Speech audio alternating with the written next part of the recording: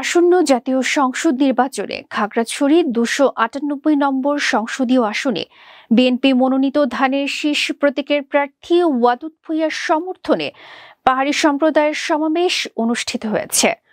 19 November বিকেলে জেলা সদরের ভাই বোনছড়া হাইস্কুল মাঠে এর আয়োজন করে উপজেলা বিএনপি।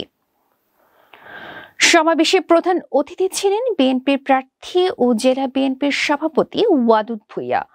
সমাবেশে ওয়াদুদ ভূঁইয়া বলেন,